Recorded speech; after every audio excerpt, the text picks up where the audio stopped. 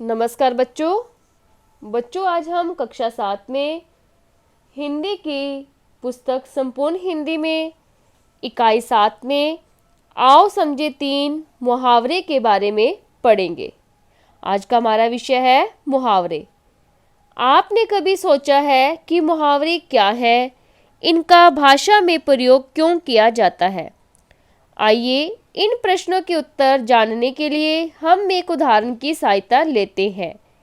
रमेश बिना शोर किए घर में आया।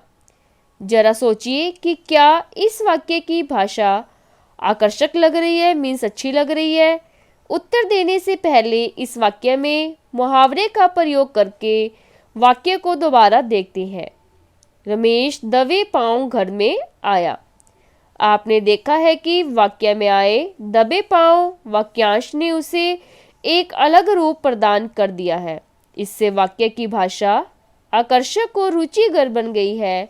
अतः आप समझ गए होंगे कि मुहावरे वे वाक्यांश होते हैं जो शाब्दिक अर्थ प्रदान न करके विशेष अर्थ प्रदान करते हैं।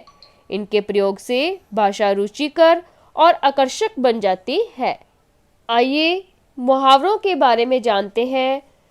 मुहावरे अपना सामान्य अर्थ प्रकट न करके विशिष्ट अर्थ प्रकट करते हैं। जैसे मुहावरा आस्तीन का सांप।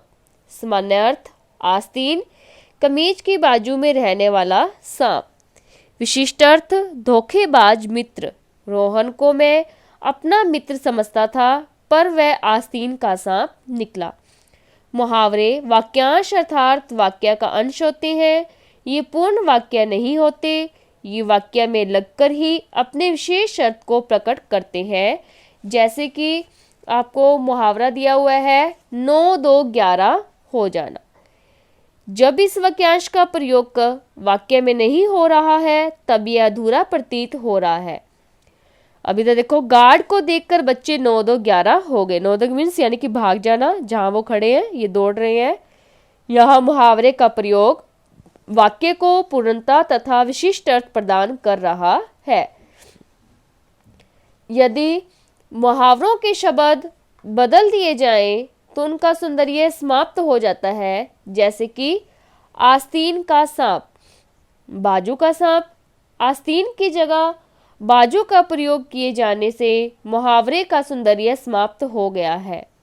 9 2 11 होना, 8 3 11 होना। अब ये क्या 8 3 11 हो रहा, ये अलग ही लग रहा है, अजीब सा लग रहा है। देखो 9 2 की जगह 8 3 का प्रयोग किए जाने से मुहावरे का सौंदर्य समाप्त हो जाता है, जो उसकी सुंदरता है।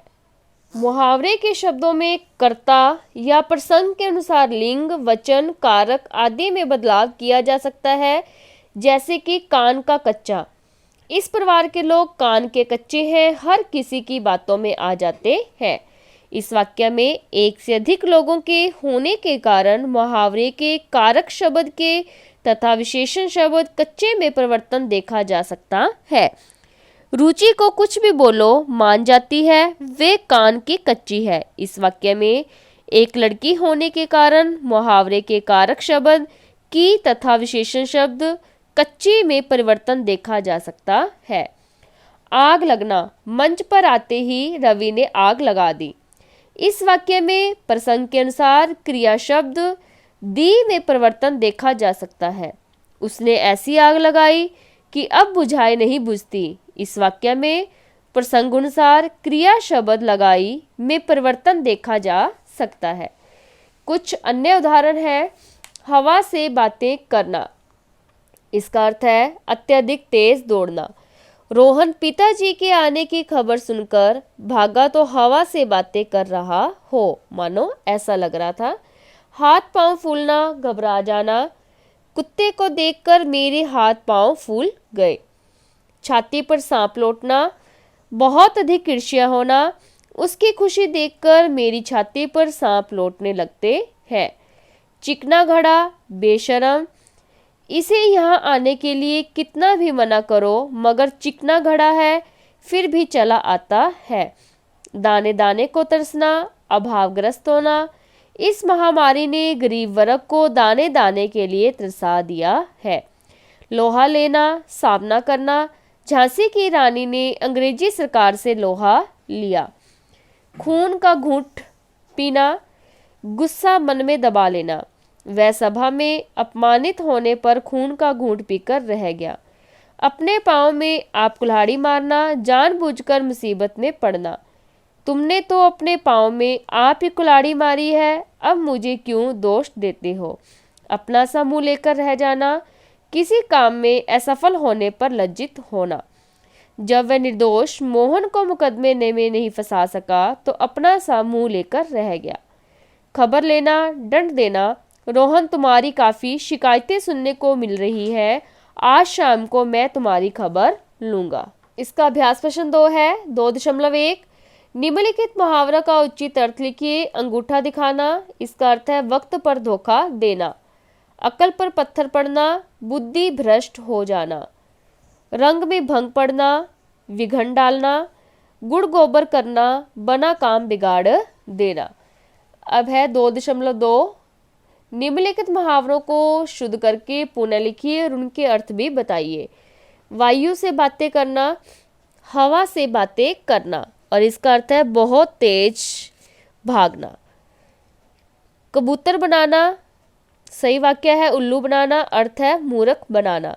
कर्ण का कच्चा, सही इसका जो मुहावरा है वो है कान का कच्चा, और अर्थ है आसानी से किसी बात पर विश्वास कर लेना। प्राण पर खेलना, जान पर खेलना, अर्थ है अपने प्राण संकट में डालना। 2.3 निम्नलिखित मुहावरों का वाक्य में इस प्रकार प्रयोग कीजिए कि उनके अर्थ स्पष्ट हो जाएं। एक पंथ दो काज, एक साथ दो काम पूरा करना, ये तो इसका यानी कि अर्थ है, और वाक्य में प्रयोग है राम पटना परीक्षा देने गया और साथ में गोल घर भी देख लिया।